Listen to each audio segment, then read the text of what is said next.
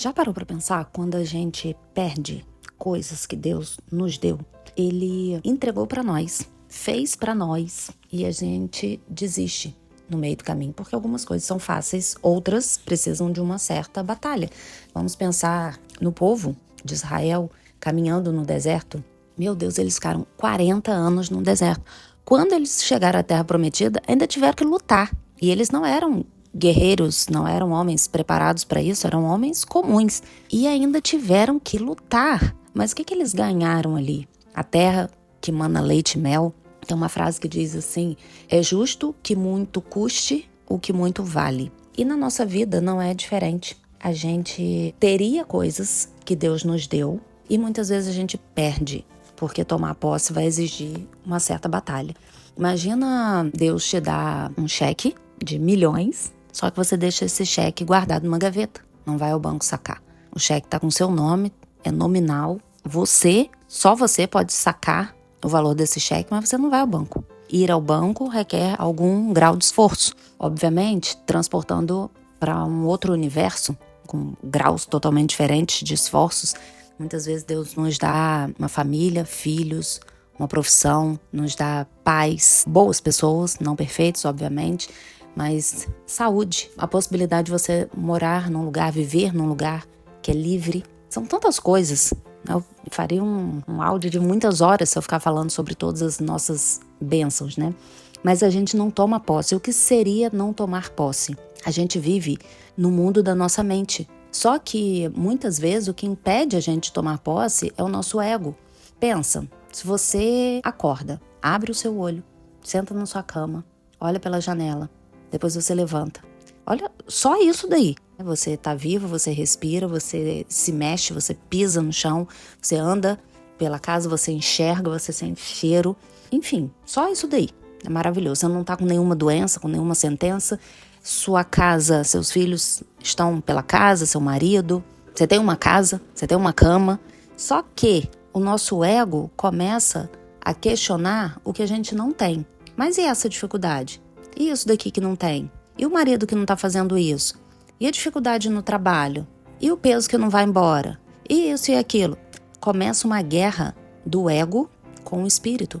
Porque se a gente se conectar verdadeiramente com o Espírito Santo, a gente ri, fica leve, fica feliz, fica grato. Nada te abala, porque qualquer coisa que aconteça é menor do que todas as coisas boas que você tem. Então isso é uma mentalidade.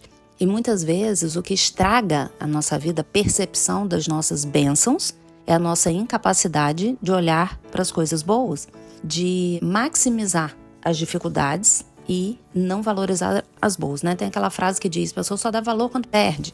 Então você só dá valor ao fato de você comer todos os dias, parece uma coisa tão, meu Deus, eu como. Sim, mas tem um monte de gente que não come. Eu trabalho em um hospital. Eu sou nutricionista há 25 anos. Ao longo desses anos, eu vi muitas pessoas jovens que não podiam comer. Tinham que se alimentar por sonda. Enfim, todo tipo de doença. Doenças emocionais, psiquiátricas, doenças físicas, doenças recorrentes. E a gente só dá valor à saúde quando perde. E a gente só dá valor ao fato de termos a possibilidade, a liberdade de pensar o que a gente quiser quando a tristeza, a depressão, o peso toma conta da nossa mente de forma muito difícil.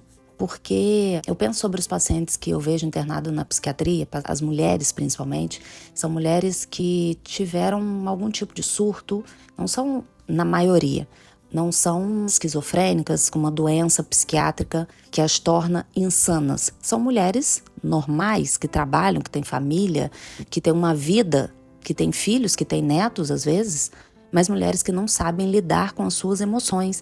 E quando a gente vê o histórico, são coisas que foram se somando ao longo da vida até aquilo explodir.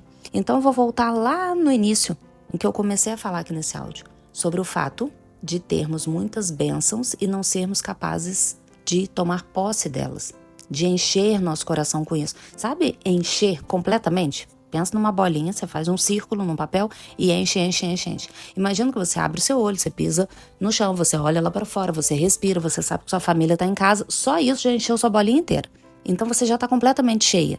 Qualquer coisa que você não tenha, não vai te desequilibrar, porque sua bolinha da felicidade já tá cheia. Todo o resto que você tem é transbordo. É muito louco, porque a gente tem que fazer um esforço imenso para conseguir alcançar isso, porque isso é tão contramão do mundo. Mas a Bíblia diz, não entrem na forma do mundo. Nós fazemos parte de um povo separado, nós precisamos pensar diferente das pessoas. Precisamos achar normal, não agir igual a todo mundo. Precisamos normalizar o fato de alguém dizer que você é fanática, exagerada, que não precisa disso tudo. Quanto mais a gente se aprofunda em Deus, mais bênção a gente recebe. Se você faz tudo que todo mundo está fazendo, você recebe as mesmas coisas de todo mundo. Ansiedade, depressão, TDAH, problemas de casamento, problemas com filhos e adolescentes. É regra, né? Marido é tudo safado. Adolescente é difícil, bate porta. Idoso, dá trabalho. Padrão. Padrão é todo mundo, mas você não é todo mundo. Algum tempo atrás, uma colega de trabalho falou assim, a gente tinha que fazer isso, fazer aquilo, porque aí quando a gente fica doente, tem isso, tem aquilo. Eu falei, eu não vou ficar doente. Não vem profetizar isso pra mim, não. Vou morrer velha sem ficar doente. Meu pai não ficou doente. Meu pai acordou e morreu. E foi uma bênção, porque não ficou doente, não sofreu, não teve medo de morrer, nada. Enfim, qual o objetivo desse áudio? É te despertar. Despertar, acorda. Tem um versículo que eu acho maravilhoso que fala, desperta, desperta. Levanta do meio do povo, sacode-te do pó. Ocupa o lugar que Deus separou para você, tira as cadeias do seu pescoço. Veste suas vestes brilhantes. Então a gente tem uma vestimenta específica, a gente tem um lugar específico, a gente precisa sair do meio do povo e sacudir o pó que ficou em nós por fazer parte do povo, por fazermos parte desse povo durante um tempo. Mas a gente precisa despertar para tomar posse do que Deus tem para nós. Não adianta termos o cheque e não irmos ao banco descontar. Viva o melhor de Deus, para que você possa servir ao mundo da forma que Deus te projetou para servir. Esse é meu recado para você hoje. Um beijo.